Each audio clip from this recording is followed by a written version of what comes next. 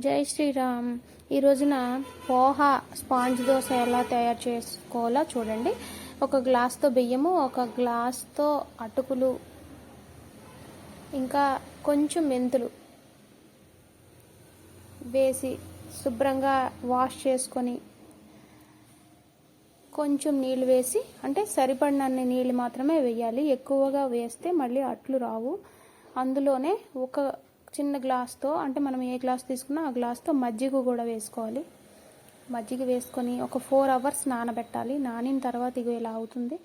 ఇలా అయిన దాన్ని మనము మిక్సీ జార్లో వేసుకొని మిక్సీ చేసుకొని,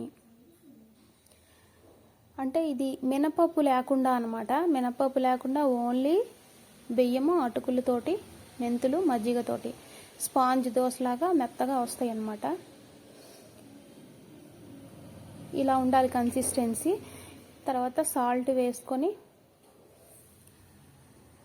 బాగా కలుపుకున్నాక మనము స్టవ్ అనేది మీడియం ఫ్లేమ్లో పెట్టాలి. హై ఫ్లేమ్లో పెడితే మాడిపోతాయి. ఇవి నైట్ అంతా నానబెట్టిన తర్వాత ఒక 8 అవర్స్ సైడ్ చేసేయాలి. అంటే ముందు రోజే మనము ప్రిపేర్ చేసుకున్నాక దోశనైతే వేసుకున్నాక ఇలా కన్నాలు వస్తాయి. సాఫ్ట్గా, చాలా సాఫ్ట్గా ఉంటుంది అనమాట. మీడియం ఫ్లేమ్లో మాత్రమే చేయాలి. దీనికి పలుకుల చట్నీతో మనము కాంబినేషన్ బాగుంటుంది. పలుకుల చట్నీతో దోశ అయితే చాలా స్మూత్గా వచ్చింది. ఒకసారి ట్రై చేయండి.